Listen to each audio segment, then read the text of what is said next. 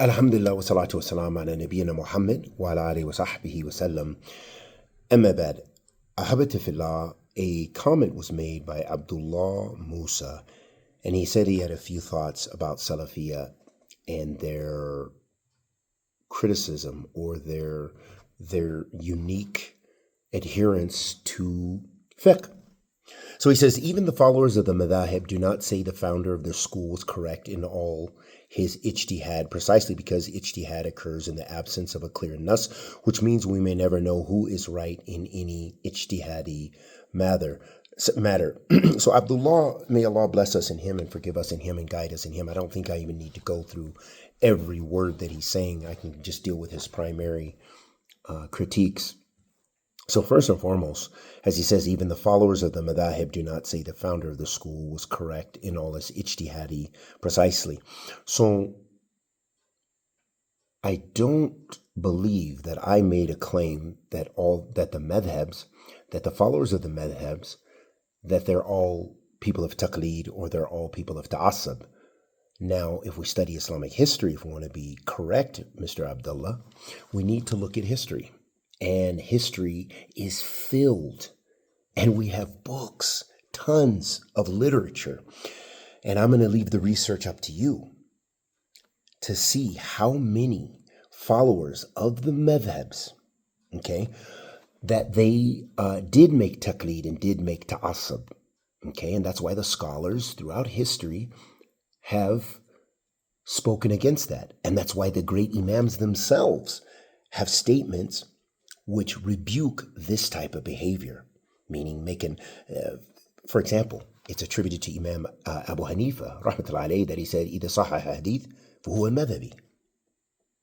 I believe it's Imam Abu Hanifa or Imam Malik, rahimahumullah jami'an, meaning if a hadith is proven to be sound and authentic, then that's my madhab. And another narration, if you find a sahih hadith, then throw my qawl against a wall, meaning, discard my qawl, and then my madhab is that hadith. So there are lots of narrations like this from the imams themselves. However, there are many followers of the four madhahib and other than them who make taqleed. That's known in the religion. So I don't know if you have a very elementary study of fiqh, because if you study Islam, I'm not saying from the Salafi orientation, but I'm saying whoever you study with Islam, and if you get any kind of a little bit more than preliminary studies, you're going to know that the madhahib, that many people throughout history have had blind following and blind prejudice towards their imam. So much so where they gave precedence to their imam's statement to when a nas was given. And you find it all the time. You can literally talk to, and I've seen it mostly just because of my exposure with Hanafis. All Hanafis? Absolutely not. But have I experienced many in America who are from Pakistan and India generally? And a lot of them, they are ta'assub. They don't want to hear anything. They will disrupt an Eid to pray in the way that they pray, and everyone else is on the other madhahib doesn't even know how they're praying. Okay, this is, it's well known. So if you're from America, you might have some insight into this. I do.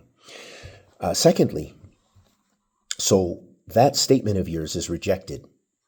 It's rejected in the sense that that is a vague statement when there are so many illustrations to contradict what you claimed. So there are many people who blind follow and make ta'assub. And that's to any imam. That's to Shaykh al-Islam ibn Taymiyyah. That's to Imam Muhammad Abdul Wahhab. That's to Imam Ibn Khuzaymah. That's to Imam An-Nawawi. That's to Imam, okay, we could just go on and on and on. Because of people exaggerating due to the fadl, the excellence of these great scholars. The second point, you also mentioned, was correct in all their ijtihad, precisely because ijtihad occurs in the absence of a clear nas. Naam, la ijtihad fi muqabala nas. There shouldn't be any ijtihad muqabala nas, lakin, but many people do. So let's be real. There's many of the books in fiqh of the various madhabs have lots of ijtihad and lots of things because they're human and they're striving. And they may not have known the Nas, or may not have thought the Nas was sound, or a variety of reasons. And Shaykh al-Islam ibn Taymiyyah has a beautiful book about this topic. So even when we say Salafis, when we're talking about a particular orientation, when I use this term, I'm talking about as a methodology, a methodological approach that I follow. I'm not talking about some individuals you find here, there, and everywhere, because you'll find, I can find asharis that have certain, lots of negative in their aqidah or what have you, but I can also find some asharis who don't really know, and maybe they have more in common. Maybe they're just a product of their society, whatever the case may be. So I don't defend the actions of some or a few or whatever that you've met in the West or wherever you've met them. You said, secondly, we adhere to, bi'idhnillah, what we deem to be the most correct view. This is a kind of claim that leads others to think Salafis disrespect the Imams. Well, that's okay. It's okay that people think this. Again, you think, I can't change your mind. You might think this is alcohol, it's coffee. Okay, you might think that. So what the thoughts of people is versus the reality of something are two different things. Okay, I don't even know how you jumped from here to there, because that is what we're ordered to do. We are ordered to adhere to the truth. You cannot, Mr. Abdullah, please bring your proof. You can put it in the comments. Show me something from the Quran and the Sunnah to show us that we have to follow a madhab. That's the way. That is Islam. Islam is that you're Hanafi, you're this, you're this, you're this, you're this. Show us, please. Give me some nusus, not the ijtihad of a scholar who says, yeah, we have to follow this. We have to be Hanafi because Imam Abu Hanifa was Imam A'zam, or whatever, or Imam Kabir. No, I want you to bring some proof for what you're kind of leading to and what you're kind of claiming. And he says, this is a kind of claim that leads people to disrespect. I mean, it doesn't matter. People can say whatever they want. There are huge claims against Salafis for all kind of things. As you said, for disrespecting, well, most of the Salafis that I know personally, and I can literally say I've met thousands. I think that's safe to say because I lived in Saudi Arabia for numerous years. I lived in Yemen for several years, and I've traveled around the world. I think I could probably say safely, I know more than hundreds, okay? Maybe in the thousands, possibly. Anyway, ala kulli hal.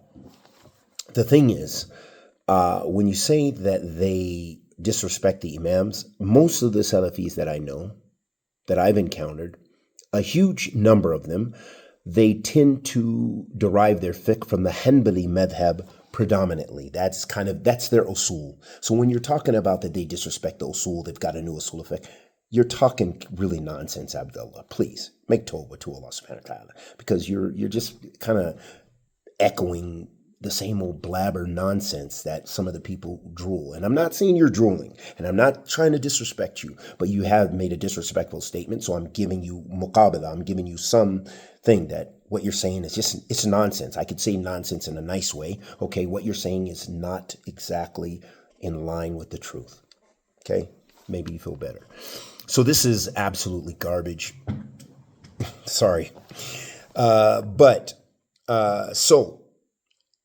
And anyone who's a seeker of the truth should be weighing, okay? Me, for example, in my limited, I'm a beginning student of knowledge, but I've done some seeking of knowledge.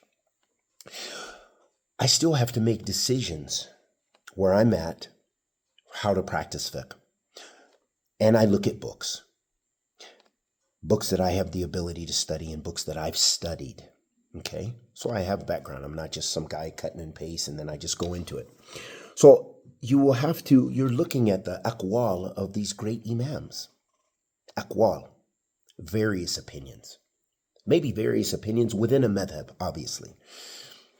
You're looking at and what you believe, I'm in a position of still taqleed, but not blindly making taqleed, meaning I totally am dependent on these imams, them and other than them. Other mujtahideen, these weren't the only imams, but these are some of the greatest that are respected in jurisprudence, especially. So there's what is known as tarjih. Okay, everyone, there has to be a level of tarjih. So when you study, and maybe you have studied, maybe you studied with particular scholars or something, they are making tarjih. Mostly, they're making a type of tarjih, if they have any, or they're blind followers, totally. Some just make taqleed. They read the text and they say, yeah, the imam said this, and this is this. Many others will say, no, imam so-and-so, and so they're kind of weighing. Are they weighing because one imam is more handsome than the other? No, they're looking at their evidence. Allah did not just leave us blindly, okay? There's levels of issues.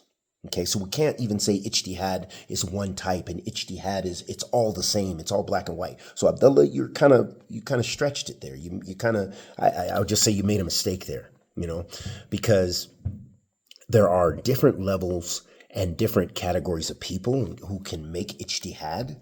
Okay, and there are different definitions for mujtahideen in the past, especially, and contemporary scholars that make ijtihad.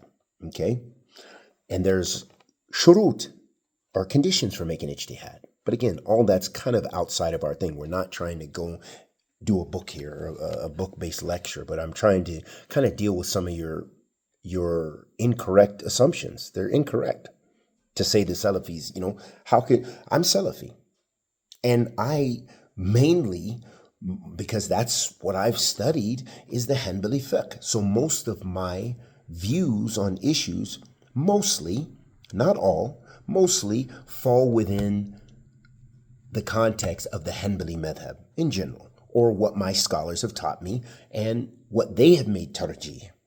Or if I have different scholars and I have enough level of knowledge to make tarjih bainahum, not my own ijtihad, never, but I make, Sheikh so-and-so said this, Sheikh Imam so-and-so said this, SubhanAllah, Imam so-and-so mentioned the hadith and he understood the hadith like this, and it goes back to classical scholars in this way. I think that's a stronger view. Okay, so that is what we're referring to when we talk about this making tarjih, finding the most correct view. So may Allah forgive us in you. May Allah forgive us in you and guide us in you.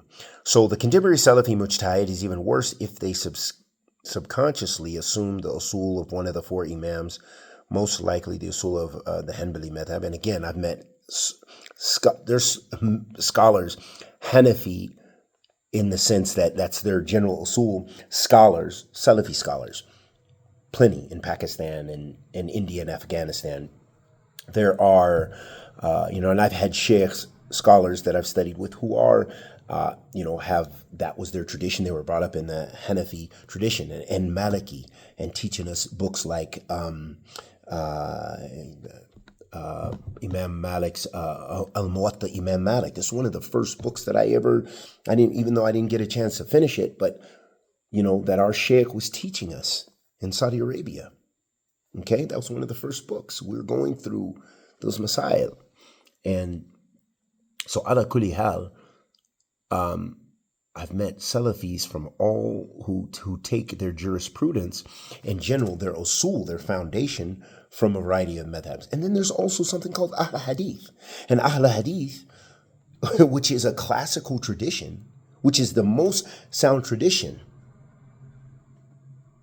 When we're talking about Aqidah and everything, I'm sorry. Asharis are, the Ahl Kalam, Muqabila Ahl Hadith, It's Ahl Hadith. It's the people of Hadith.